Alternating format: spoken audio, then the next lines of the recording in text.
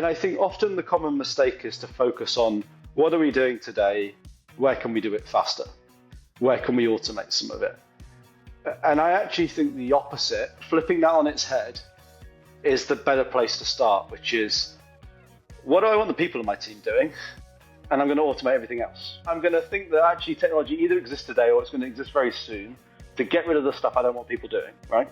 So what do I want my people doing?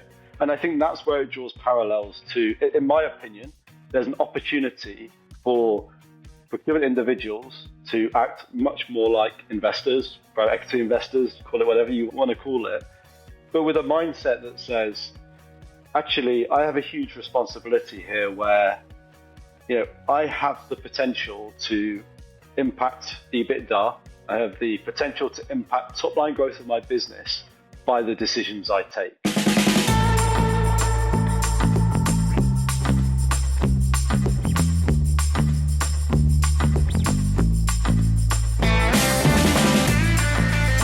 Thank you so much for joining another edition of The Never Ending Climb for Stronger Supply Chain and Procurement. Today, we have the pleasure of being joined by Peter Wetherill. And Peter is a procurement pro with over 15 years, going through practitioner, consulting, technology, and is currently a leader with Globality.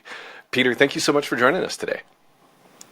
Yeah, thanks for having me, Sean, and great to be here and looking forward to an interesting conversation. I think we've got lots in common, and so really enjoying and looking forward to getting stuck into it.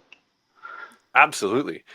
I was imagining that over time, whether you're a person or a business, there are beliefs that, for instance, there was a time we thought the world was flat.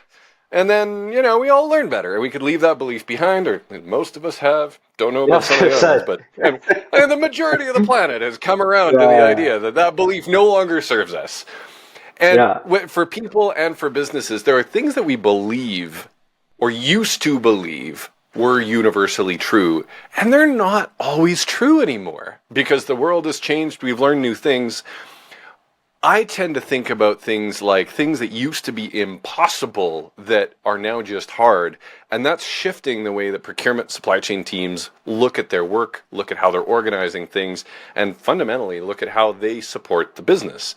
What are you seeing that used to be universally true, like, say, consolidation or something as being the way to do it? What are you seeing that used to be universally true that is no longer universally true? Yeah, I think it's a great question, Sean. And I think we're in the midst of this kind of enlightenment, I guess, in that what I see is that the procurement and especially the sourcing process has become so mature, especially with big companies. It's kind of almost saturated, and we both forget the reasons why certain things are in play and certain things are just accepted as gospel, whilst also not recognizing that technology has completely changed. And I'm tempted to say 10 years, I could probably say 10 weeks, right? Like the technology is changing at a pace where we should be challenging some of these assumptions all the time. And, just to give one little example of where I see this play differently, and I am starting to see people do things differently. So there are people out there that are reimagining their approach. So if I take, for example, in procurement, how businesses spend money on consultancy, as an example, I think if you get any playbook, you get any book that probably stems from ideas from the 1980s, and they're all good ideas. This is kind of the golden age of putting structure around the function we work in, and really, really powerful ideas, but they came with a lot of constraints. They came with constraints of what machines were able to do in the 1980s and the fact that procurement is not able to employ thousands and thousands of people typically, right? So you have to be pragmatic with that. So if I take that use case, one of the first things I'd do is put in place a preferred supply list, and I would throttle and limit the amount of companies that my business was going to work with.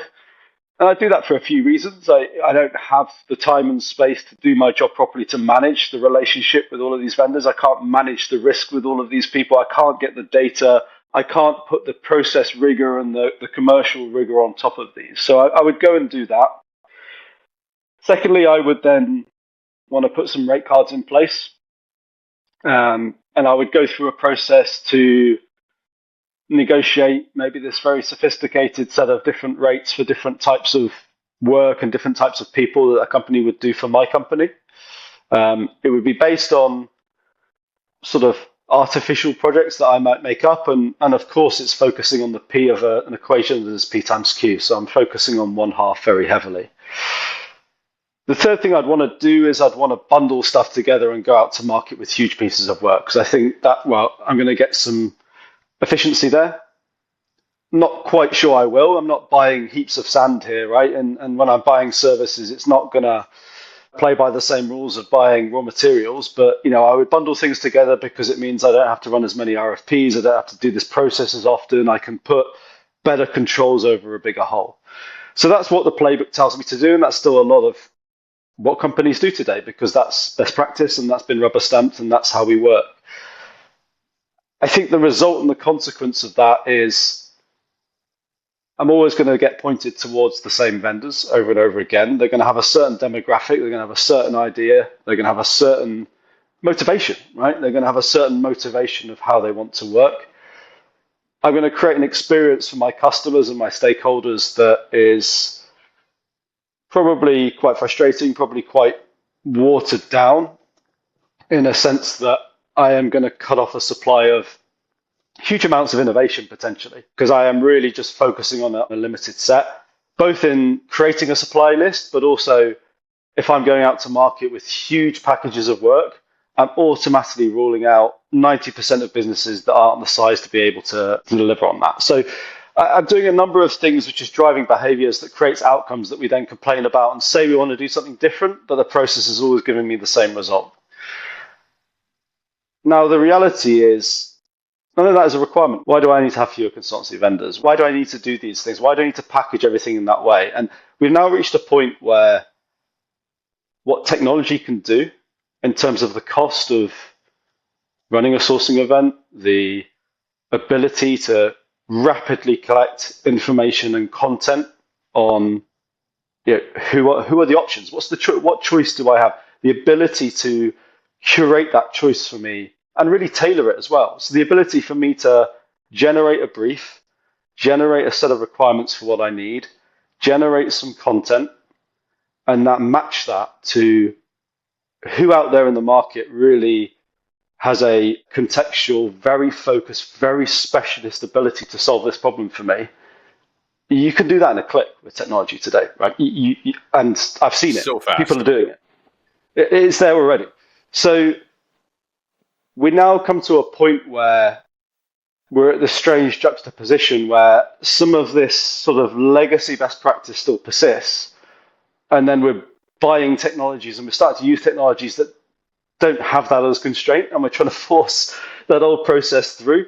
So yeah, I think it's I think it's a combination have we heard of over decades, like somebody trying to force the new technology to work the way they used to work, because that was the requirements. Absolutely, that absolutely holds so many people back. And I think there's two funny things here. So I'll tell an anecdote for one of them, and I think sometimes we just don't take a step back to do two things: to ask why, and to actually think about different ways we could achieve the outcome we're looking at.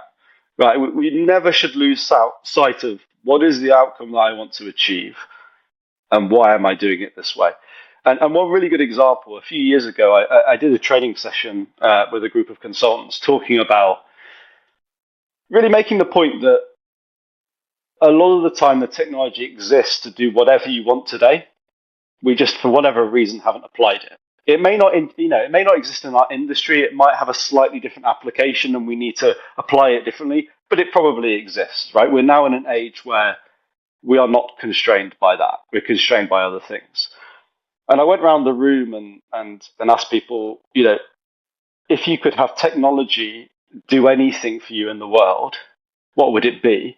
And I kind of did it as an exercise to try and find a way to say, I think that already exists. That job was a lot easier than I thought it would be. So someone in the group, Mediterranean guy, said, I'd love to wake up in the morning to automatically have fresh bread made for me. Like that smell and that feeling of fresh bread. And I was kind of taken aback, because I was like, I feel like for 20 years we've had bread makers on the market, and you can go to any store around the world and buy one today, and your dreams have come true. And you've perfectly made my point, which is you know that as well. You just haven't drawn together the fact that you can solve this problem. You haven't really thought about it in that way. Technology is there. So, yeah, I think we are truly still in a space where we do things on autopilot. We have all of these assumptions. We don't know where those assumptions have come from. The constraints that exist in the 1980s don't exist today. And it's high time to really challenge some of this and think differently about what is our real purpose, right? What are we trying to achieve here as an outcome? 100%. I feel like this is where the beliefs in things that perhaps were true or fundamentally were universally true 20 years ago, even 10 years ago, that are now no longer the case. So things like vendor consolidation, when, to your point, when we over consolidate, we leave out better rates, more nimble, new ideas, and all sorts of other things. We also create concentration, which in and of itself is a different risk. So I think this convenience of sourcing events as an example, where for the convenience of a small group of people that are capacity constrained, what could have been 10 different things that were maybe managed more independently by a series of different business users or different parts of an IT shop or different parts of marketing or whatever, ended up being consolidated for a variety of, in theory, benefit. I can also point to an example of an organization in North America, I won't name them, was spending $1 billion a year on their primary IT provider. When they pulled that apart into 5 different pieces and ran those sourcing events, the new annual price was $672. So I think that consolidation is absolutely a double-edged sword. And this is where those over-indexing on things that maybe used to be true is no longer the case. And it's costing us very real money. So vendor consolidation is just one of them, because at this point you can now, with solid intake and orchestration, invite, onboard, running a great sourcing event with, you know, the best-in-class tools for sourcing, and then run that through to contracting and then the procure-to-pay process underneath that. You can now do that autonomously, where as a procurement team member, you might be just looking at a draft and going, yep, close enough, on you go. Or, hey, here's 3 things to make sure that we remember. Here's your checklist for additional steps to comply with that the technology didn't necessarily come up with in the first draft to be able to roll through. And at that point, really the only person the vendor interacts with is Kate from marketing, who wanted to bring on that extra marketing vendor for something that was regional and local and way more cost effective and would have been 3 times the cost to go through the other usual supplier. And I think this is where we hold ourselves back with what used to be true and some policies designed for a different age. So I love this idea of other things where we're over-indexing on an old belief that is holding us back. And it's costing us money. This brings us into that kind of a mindset that I know you were talking about, private equity, that we can learn from to level up the procurement, the supply chain team in the way that it supports the business. Can you unpack that for us? Yeah, of course. And I think to kind of join that to what you were just mentioning there as well, I think the word here really is horsepower. I think procurement now has a lot more horsepower than it used to have. And again, if you boil down, especially the strategic end of procurement and sourcing, what is it about? It's decision and it's intelligent decision making based on options. How do I know I'm making the right choice? I know what the alternatives are. So to your point, whether that is bundling a load of things and consolidating or not, I only know I'm doing the right thing if I know what is the other thing I could have done. And, whilst we've had procurement technology for a while, I would challenge really whether it actually added horsepower to the procurement function. I think in some cases it probably added layers of bureaucracy and took away from it. And I think that's where we've seen an exponential change in the last 18, 24 months, which is this injection of speed and this injection of horsepower to do more, especially with generative AI. Which is very powerful. And I think that then leads on to that next bit around mindset and what mentality do we want our procurement function to have. And I think also, this also connects to how to think about the direction procurement is headed. The direction procurement is headed in my organization. And I think often the common mistake is to focus on what are we doing today? Where can we do it faster? Where can we automate some of it? And I actually think the opposite, flipping that on its head, is the better place to start, which is what do I want the people in my team doing? And I'm going to automate everything else, right? I'm going to think that actually technology either exists today or it's going to exist very soon to get rid of the stuff I don't want people doing, right? So what do I want my people doing? And I think that's where it draws parallels to, in my opinion, there's an opportunity for procurement individuals to act much more like investors, private equity investors, call it whatever you want to call it, but with a mindset that says, actually, I have a huge responsibility here where I have the potential to impact EBITDA. I have the potential to impact top line growth of my business by the decisions I take. And I need to look beyond that snapshot in time in an RFP of what that company is today and what they offer today and, what that all looks like, and actually have a very astute and very firm understanding of who do I need to partner with and who do I need to invest in. And it may not be capital, but you're investing opportunity, you're investing time, you're investing trust, you're investing a lot of things.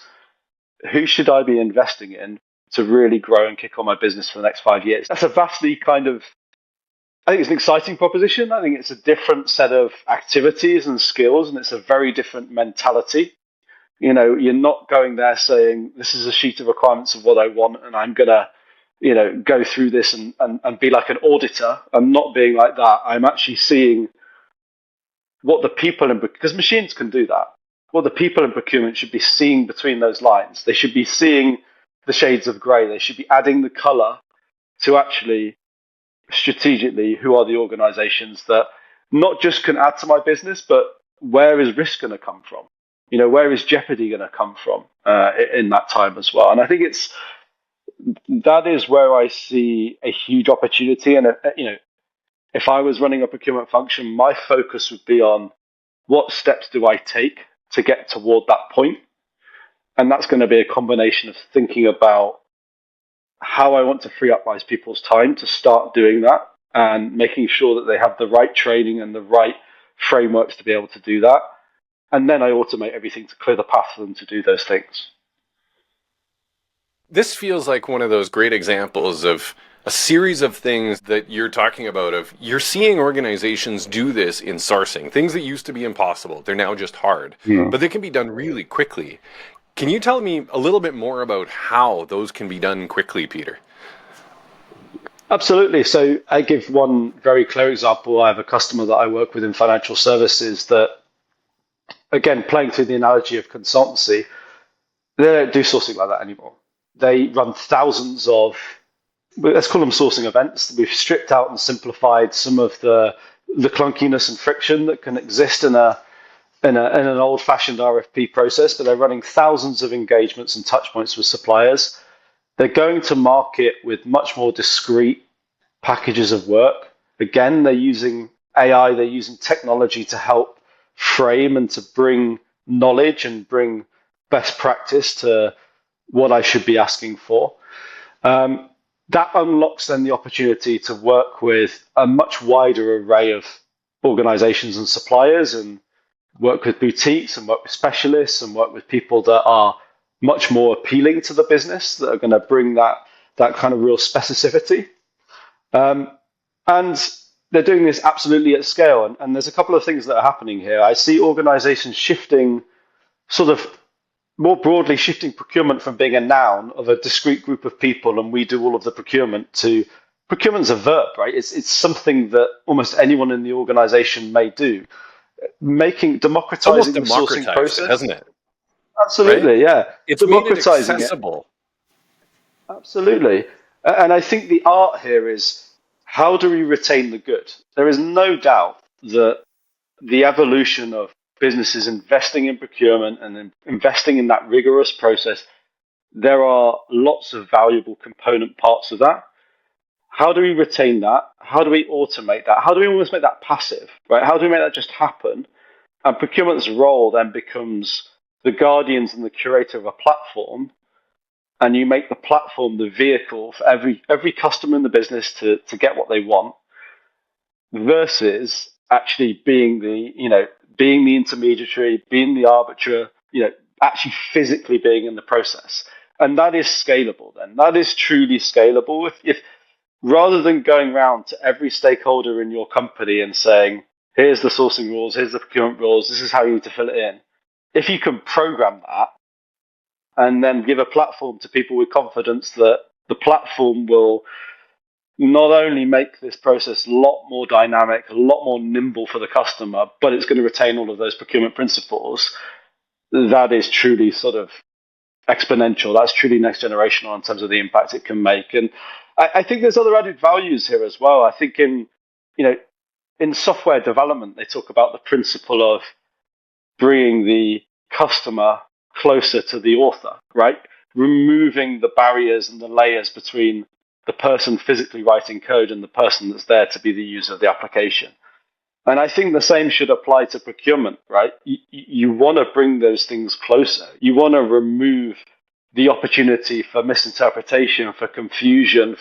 Layers can add complexity all the time, right? So if you can cut through those, and technology can do that, that's where we see radical change. So I am today seeing lots of customers, especially with autonomous sourcing, with intake and orchestration solutions.